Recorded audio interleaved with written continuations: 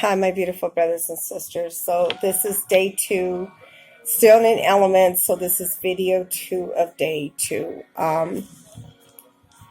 So now I'm starting off, and it says, it seems like you spiritualized the whole concept and be put in pretest and twist of the answer, who does not fit the earlier verses, namely 5 by 7, actually refers to the physical creation of biblical cosmology.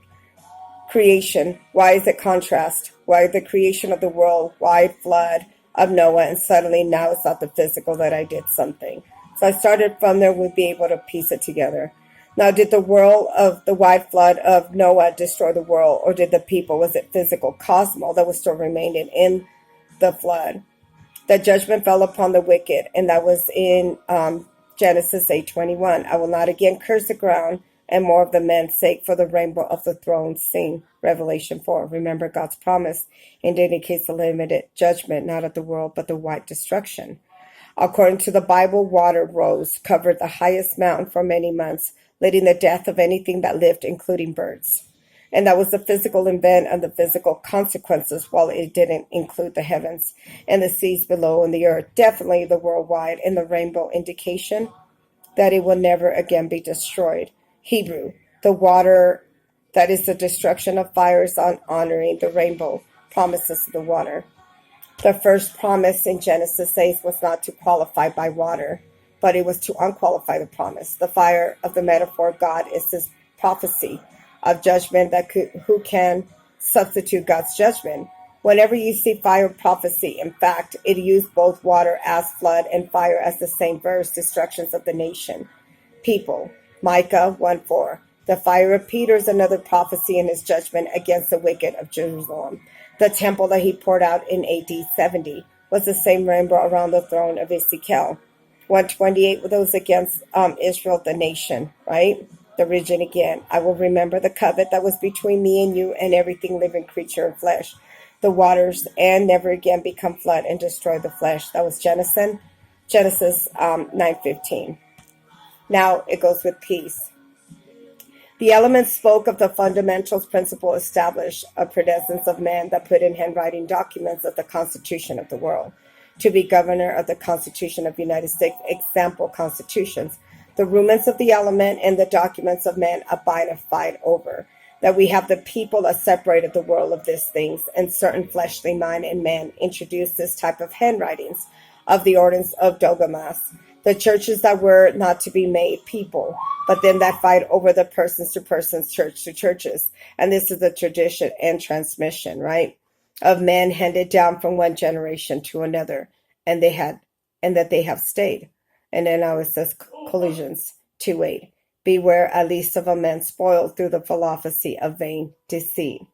The tradition of man after the rudiments of the world, that it was not after Christ.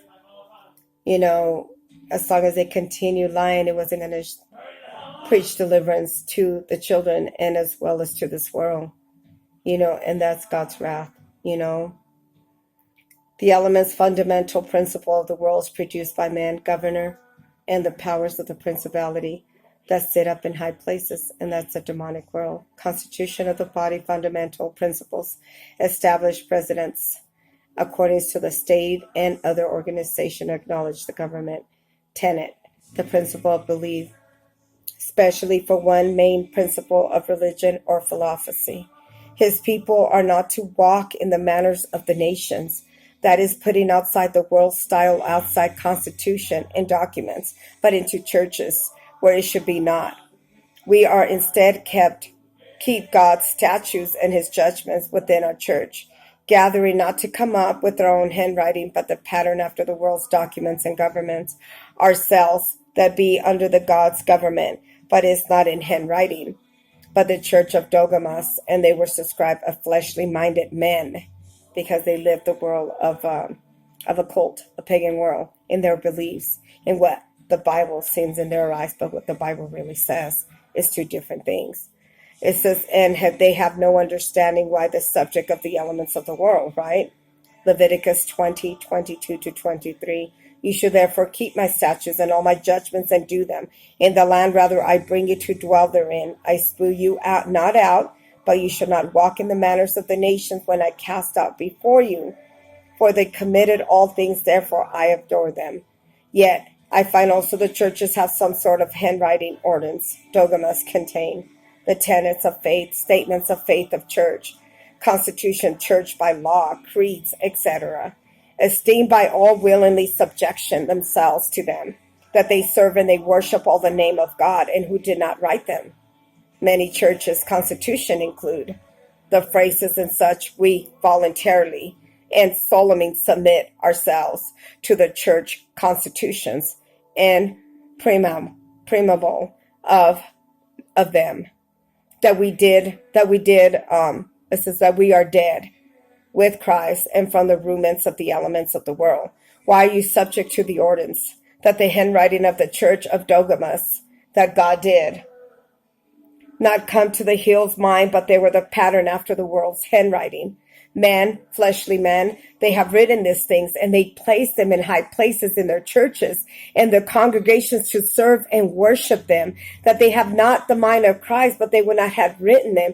If they did, not a hold of them, but they had, but they thought and understood them, that they did not. Colossians 2:20. Wherefore, if you were dead with Christ from the rudiments of the world, why as though are you living in the world and subject to the ordinance? That means you're still being slavery to the world's ways and to what they believe. They wrote it. They wrote it in their beliefs, what they thought. We perish in the using of them of these documents, including commandments, therein, and men, that they did not save anyone to submit themselves to them. May think that the church of dogmas may think that it's right to save them, but it don't. But it do not. It says, touch not, taste not, handle not, that they are all to perish in using after the commandments and decrees of men. It says, which are these things, and this is in the Bible, that show the wisdom to worship, humility, neglecting the body, but not the honor of satisfying the flesh.